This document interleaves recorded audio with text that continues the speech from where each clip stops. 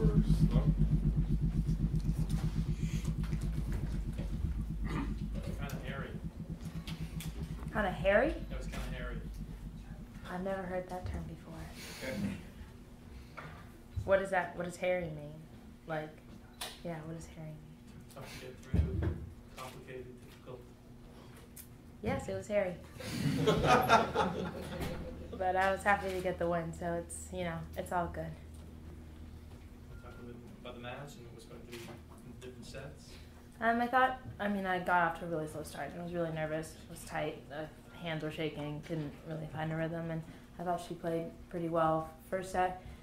Second set, I tried to get out to a good start, but obviously you're thinking, you know, someone can't play this well the whole time, but she did. So I just kind of had to fight and battle. And third set, we both played really well, and you know, I came out with the win. But I mean, I thought she played some awesome tennis the whole time. So all credit to her, and I thought it was a pretty good match.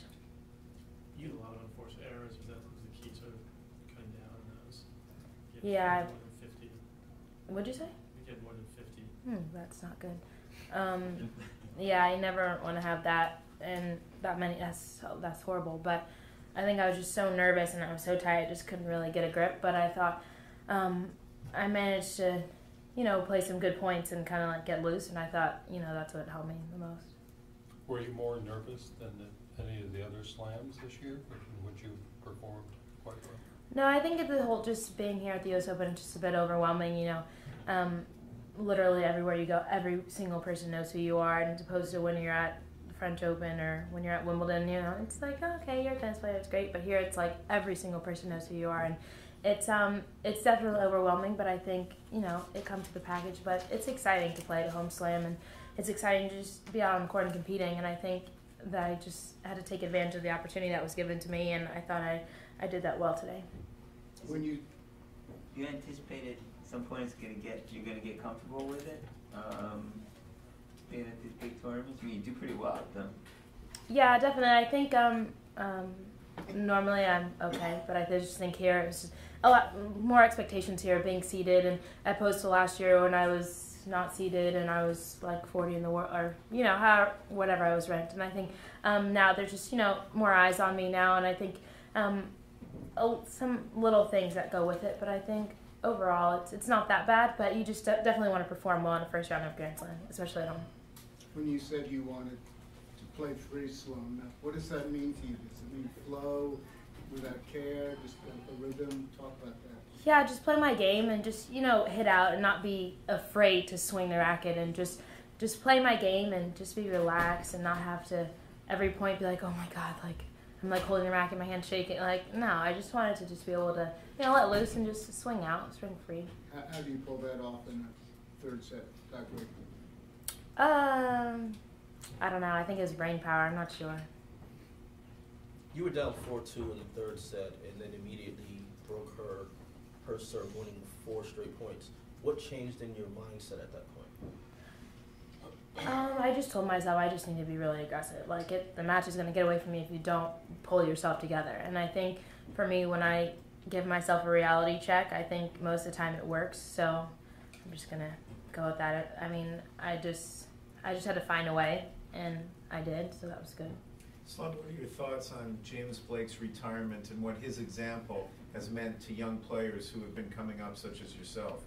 I'm going to miss James. I just found out today, actually, I was getting ready to play my match, and someone had tweeted it or something, so I had no idea. But, James is awesome. He's one of the nicest guys I've met on tour. He's been so sweet to me, and like I said, I'm going to miss him. Obviously, when he was playing when he was at his best and like when he was playing really great tennis, I've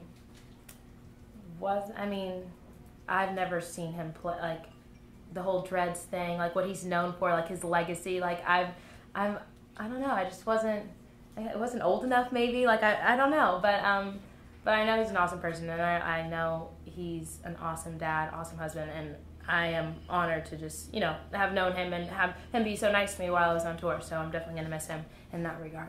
Do you get less nervous at these slams as the rounds go on? You less nervous, say, in second round, third round than you were in the first round? I think just in the first round of a tournament, it's always pretty tough. And then being at home at a slam, I think it made it a little bit tougher. But I think I got through it, and now I can, relax a bit and be a little bit more at ease. So it's good. You've already at the age of 20 kind of developed a reputation for playing your best at big moments. Today kind of continued that. What is it about the big stage and when the match is on the line that allows you to persevere? I don't know. I think I just, like I said, reality checks, they work really well. So I just tell myself, pull it together. You can do this. You can, this is what you're supposed to do. This is what competing is all about. And I think I just, when times get tough, I get tougher. So that's all I can really think in my head. Were you more nervous today than you've been in a very long time, or since you were a little kid, perhaps, or something? I wouldn't say. I wasn't that nervous. I think I was just more. I don't think that's the right term, maybe, but probably more nervous than I've been, let's say, this year.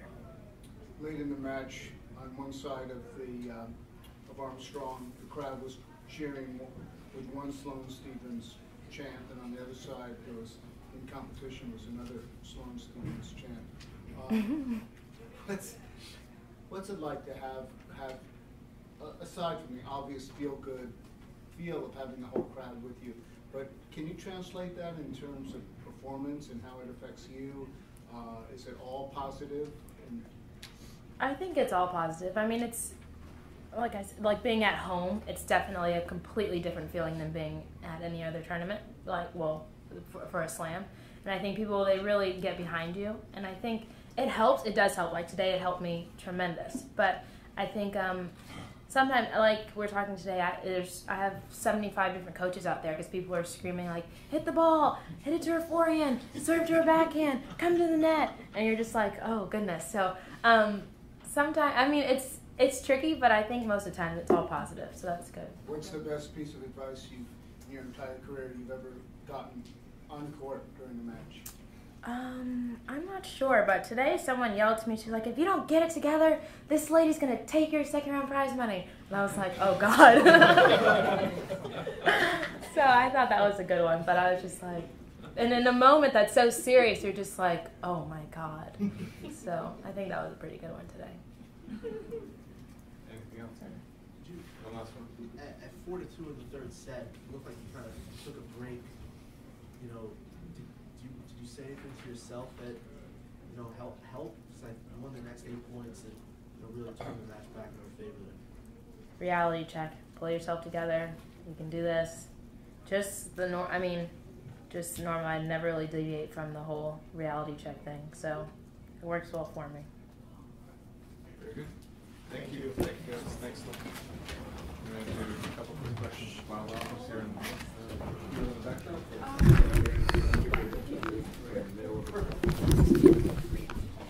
Well,